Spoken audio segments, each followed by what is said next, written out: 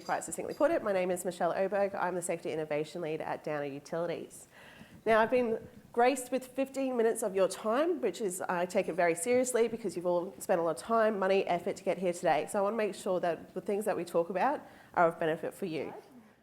So the Woolworths Experiment, it was really my first foray into the world of safety and safety to practice. So it was in a room very similar to this one, where Sydney Decker got a mix of people from academia, the professional space, safety professionals that do the work day in, day out to talk about safety 2 principles. He asked the question of the audience, why do accidents happen? Now, the common response that we heard back was, well, they just don't follow the rules. If they followed the procedure, we'd be safe.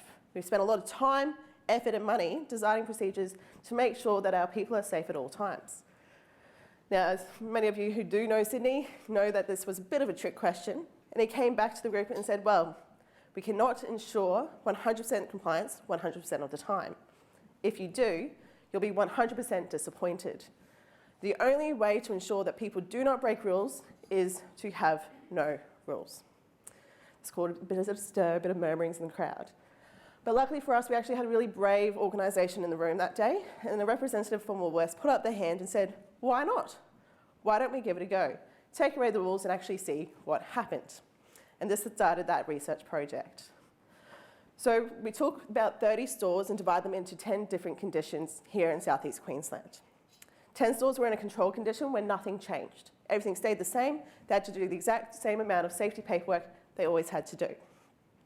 In the second group, we actually went to the store manager and said we're taking away all the rules, policies and procedures not regulated by law. There was only 3 things they had to do. They had to have a fire evacuation once every 12 months, they had to have a safety committee, and they had to report on their incidents and hazards. But that was it.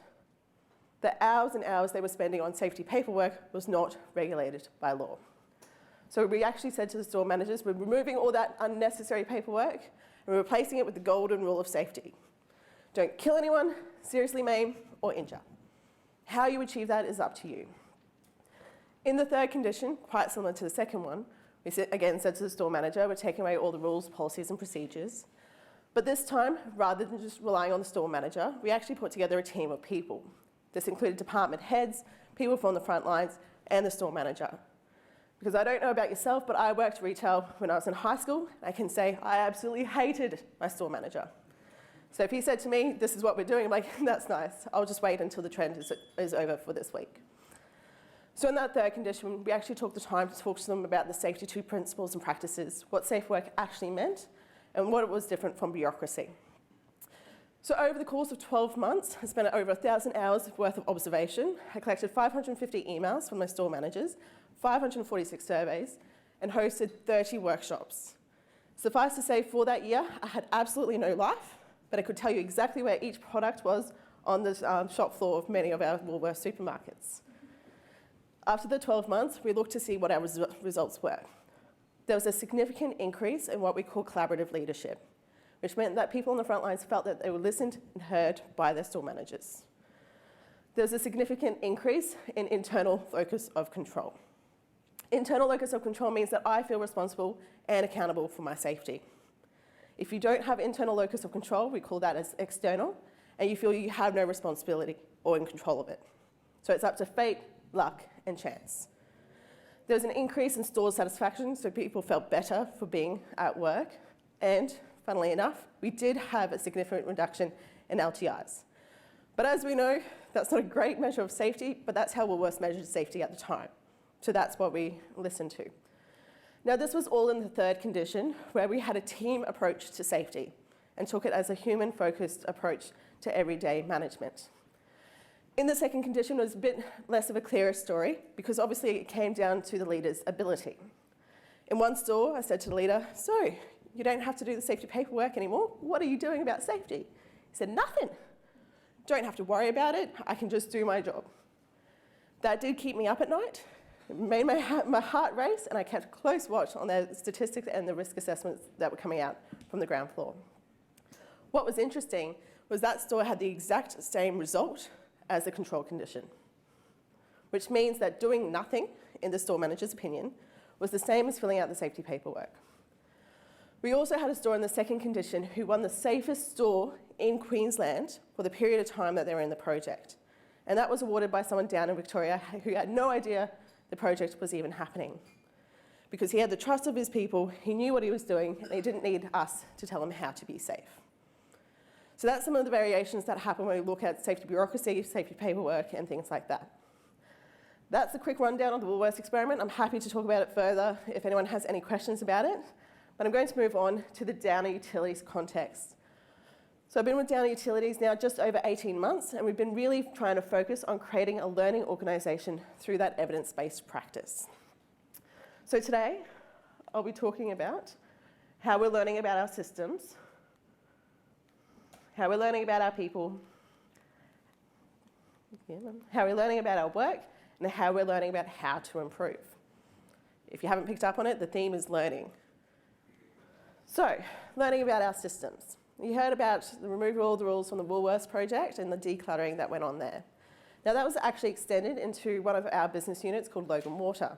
Again, paired with Griffith University to see what they could do to help streamline their operation. The area of focus that they decided to look on was the redundancies that was built into our system. Now, Logan Water Infrastructure Alliance is a joint venture between Downer and the Logan City Council, I should say. As an example, our delivery partners, who we call our subcontractors, have to sit through 4 inductions before they can start work. Downer's induction, the Logan Water induction, their own induction, and a site induction. And that doesn't even start to touch on the things that they need to know about cardinal rules, restricted work permits, all those sort of things.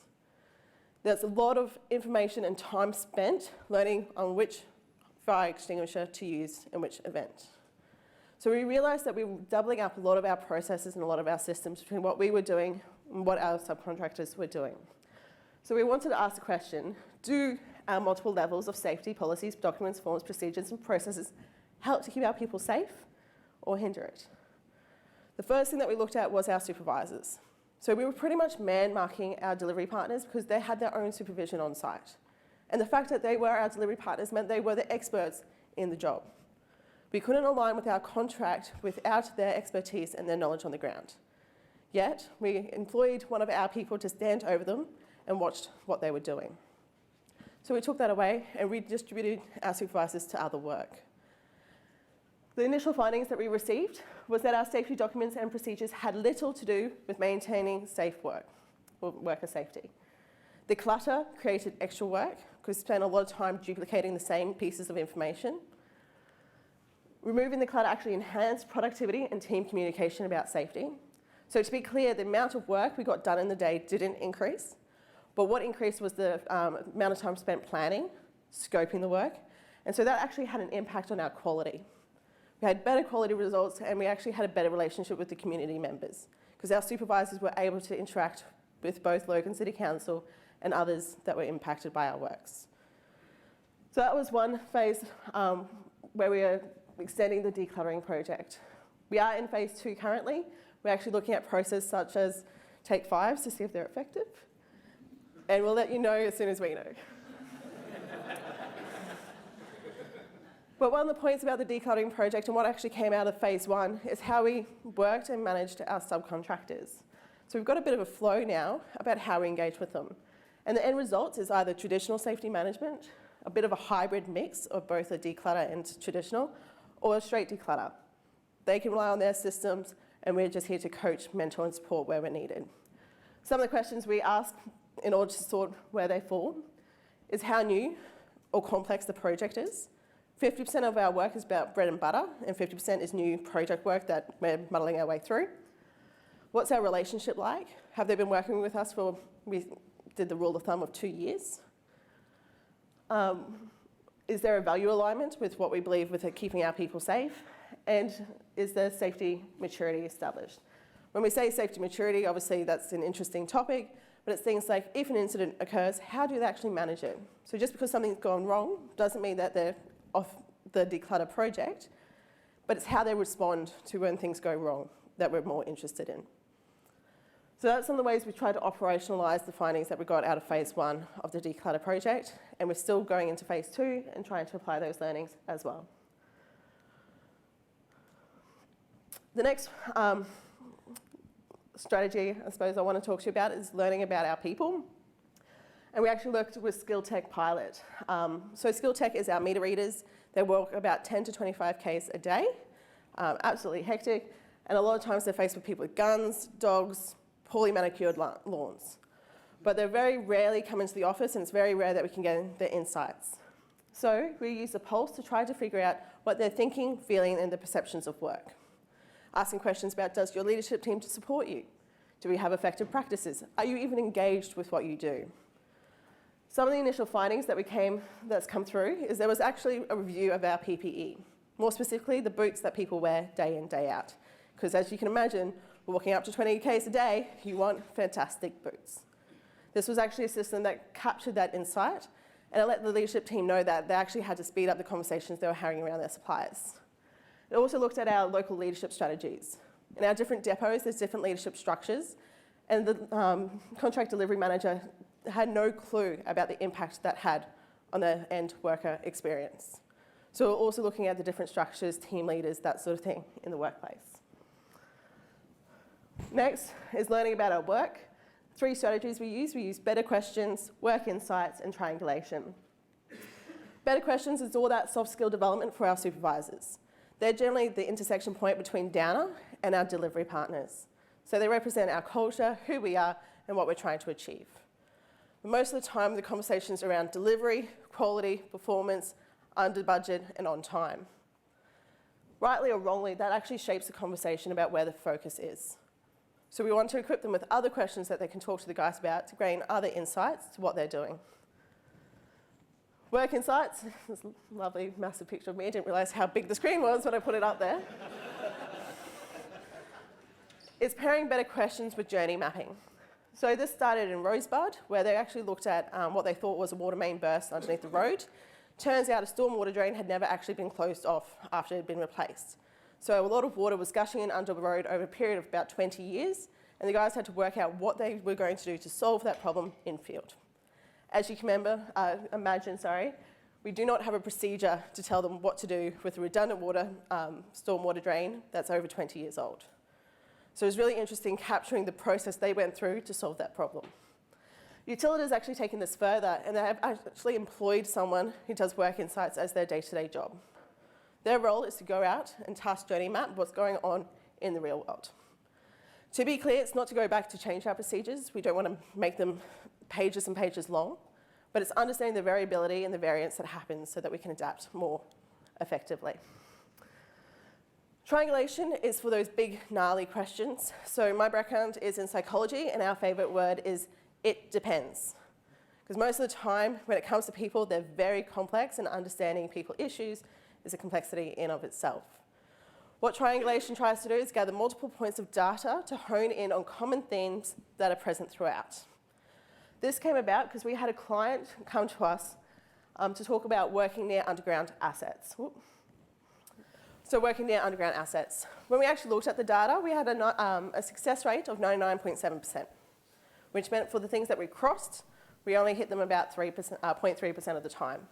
For those of you with children, if they came home and said, Mum, Dad, I got 99.3% on a test, and you say, great, where's the other 0.7%? They're going to go, stuff ya. That's impressive. So we're working with low numbers and low occurrences. So we had to figure out different ways of getting insights to what was actually happening. Getting multiple forms of data from things like incidents, desktop audits of what we're asking people to complete, process maps, learning teams, site observations and interviews helped us hone in on what were the common themes across them all. For us, it was really down to, again, our supervisors. We expected them to be the catch-all for everything. They were our final line of defence when it came to our safety. But our supervisors are overworked and they lug around a backpack full of paper. Sometimes they only spend about 2 minutes on site, and it can take them 2 hours to get there, which obviously has an impact on the meterage that goes into the ground and the impact of the engagement with our delivery partners. So rather than expecting our supervisors to be superheroes, it's how we redesign the work process so it's not just down to them to be our final line of defence. And lastly, I wanted to talk about learning teams. Now I will just acknowledge Amanda Clements, who's in the room, who was vital for getting this started within Downer. It started off in the utilities and road space as an area of looking at an alternative to investigations. I can say now that it's actually been taken up by corporate services, which means it's across Downer Group as a whole, including New Zealand and Spotless, which is a fantastic achievement for progressing the conversation around safety 2 practices. Now, learning teams is all about getting the people in the room who know the work to help us gain insights about what is going on. And we can use learning teams in multiple scenarios. The first one I'll mention is actually a quality learning team that we did.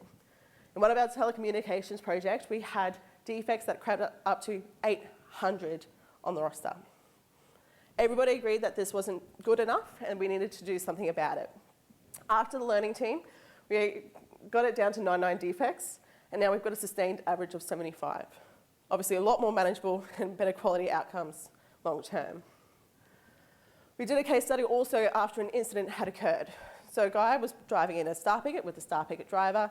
It came off, and unfortunately he injured his finger, losing the finger now, having to go to hospital. Now this can seem quite a minor learning team to do around. Star pickets, putting up bunting, it's something that we do day in, day out. We wanted to give the opportunity to think of different ways that we can manage that work. What actually came out of it is we're actually fabricating a tool that has a flute on the end to remove the risk of that pinch point.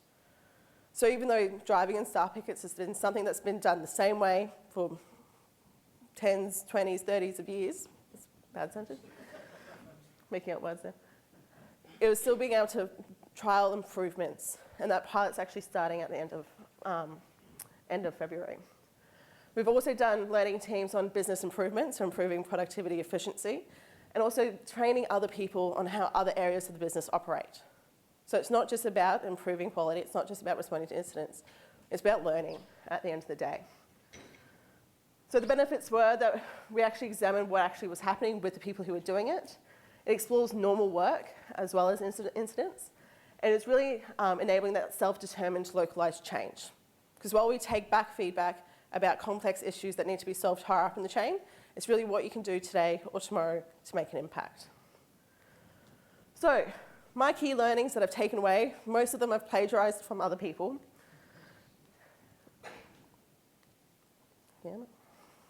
Firstly, safety 2 practices do not look like safety. There's been many times I've been told to stay in my swim lane when I'm trying to do new things in the organisation. Either people think it's a HR issue, a learning and development issue, an onboarding issue. It's not a safety issue. What I say is that safety is an outcome of work. If you're trying to improve safety, you can't look at what's occurred only.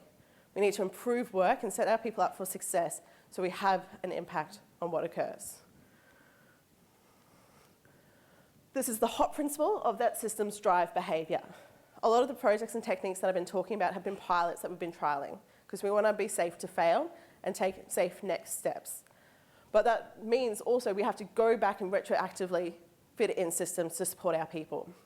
Learning teams, as an example, we went through a lot of training with our people and we got them to a great place where we've got a lot of capable coaches on the front line. Now we're going back and trying to put together a system which actually gathers all that information and great insights we're finding.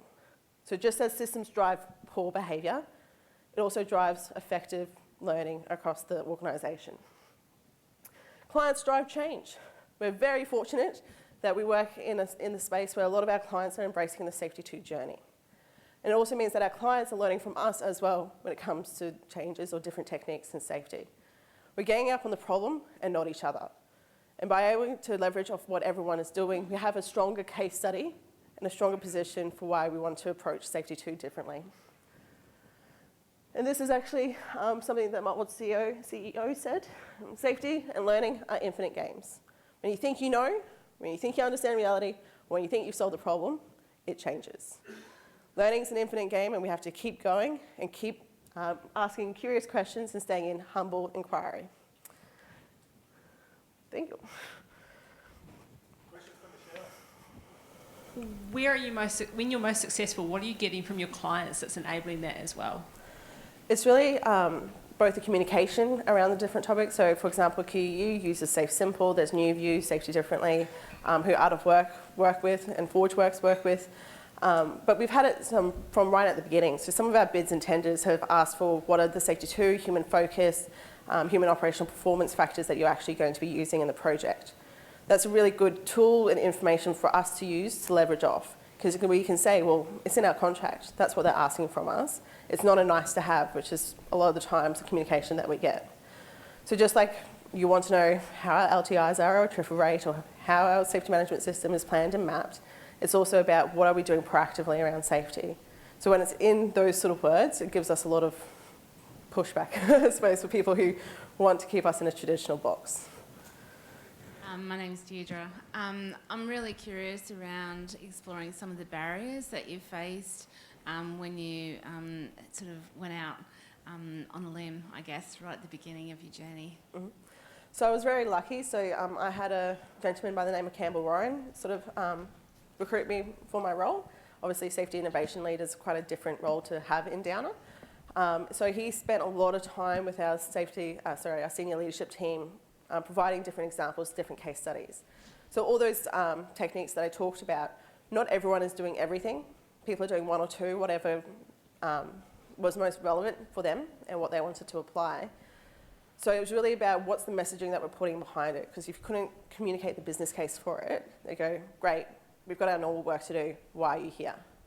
So really understanding how to communicate and market the safety problems or different approaches was vital for our success. We also made sure that we paired up with the willing volunteers and the early adopters, because they were the people that we could build the case studies around that we could then take to the senior leadership meetings and go see what's happening in the field when you give them the opportunity to. So getting those willing volunteers, again, is people like yourselves who come along to events, have those ideas, finding who they are in your organisation and being able to do grassroots campaign, as I call it, when it comes to Safety 2 practices. Very nice presentation, thank you, enjoyed that. You talked about decluttering and you talked about decluttering the worksite of documentation, and then you mentioned increased time for scoping and planning. How did you promote that and make that happen? So because there was lots of redundancy, if they were filling out one piece of paper for Downer, they were filling out another for themselves and another for Logan City Council. So by stripping those requirements away and just relying on their own paperwork, it meant that they had more time then to give to that planning space. So they could take the second to take a breath, talk about what's been changed in their environment since they're last there, and make sure that they actually had the cognitive energy as well to pay attention to what needed to be paid attention to. Because as we all know, we have limited attention spans and limited capability of problem solving every day. So it's really asking, where are we directing that attention? Is it to another piece of paper that you've already really captured the information somewhere else? Or is it to the job at hand and what you're trying to achieve? Sort of like naturally evolved that they would spend more time on their planning and scoping. If you give some more time, they're going to fill it up. And generally speaking, they actually found they're the ones who spent more time in that planning and communication space. We didn't take away the paperwork and go, now, all this free time, this is what you're going to do with it. They were masters of their destiny in that way. Work insights. What practical applications came out of work insights and how? So with Work Insights, as an example, it gave us insight into some of the rework that was happening in field, which was just a normal part of achieving work. So I was with some plumbers out of a water business, and they were replacing one of the main valves as part of normal everyday operation. It turned out this particular valve was actually the fitting that was going on was 5 millimetre too long. So they ended up spending about an hour and a half grinding it down with 3 different grinders, because all the batteries pretty much went dead in the process. Then they fit the valve and went on their way. So because I was there, and this is where the background that I come from, I was asking them the questions to say, oh, do you let them know that it wasn't, the prefabrication wasn't quite right for what they were doing? They're like, oh no, you deal with that all the time. Sometimes you get 4 different bolts for the one fitting. It's just something that you deal with and get over. But it actually lets us know that that is a quality of rework. If we put aside 30 minutes for the task and it takes them an hour and a half, that's obviously time that's taken up somewhere else. So it's not saying that people can't do that variability or have to report back, but it's understanding how that impacts the workflow. So if that's the amount of time we've given to the task, what does the work pressure mean for the rest of the day?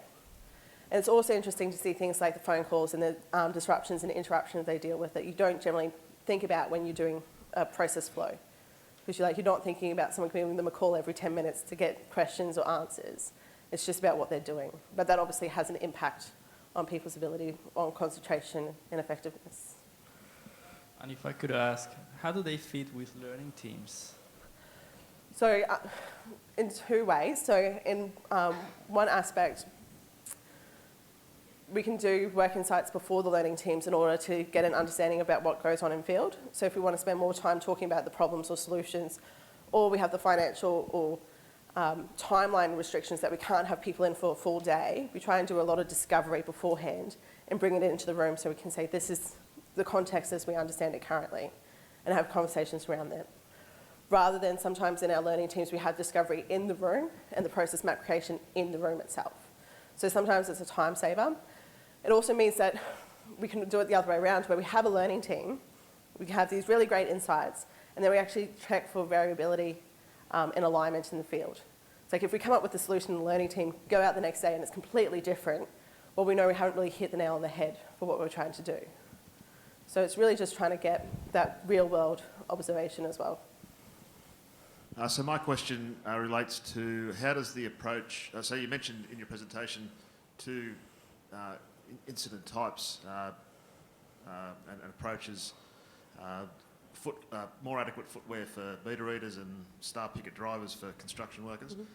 Does the approach contemplate or deal with catastrophic risk? So I suppose it depends on the approach. We've used learning teams to deal with critical risks. So Amanda's probably one of the better people to talk about that. At working in the roads business, she does a lot with plant-pedestrian interaction, which is one of the main risks that we have in the business. And they've made both equipment and process changes based off learning team insights to how normal work occurs. In terms of, I suppose, part of our business, what we have our senior leadership team do is what we call critical risk observations, which is all about observing critical risk work and reporting back on the effectiveness of it. We found that there was very little improvement in the critical risk observation space, but when it came to the work insights, because it was different questions and different engagement, we were actually getting more insights about what was effective and not. For example, having the 10 metre clearance was not effective for a lot of the teams that we were working in because some streets in Brisbane aren't even that long. So it's understanding those impacts. So not in-field immediate impact, but it still does give us a bit more understanding about work itself in that critical risk space. Let's give Michelle a big round of applause.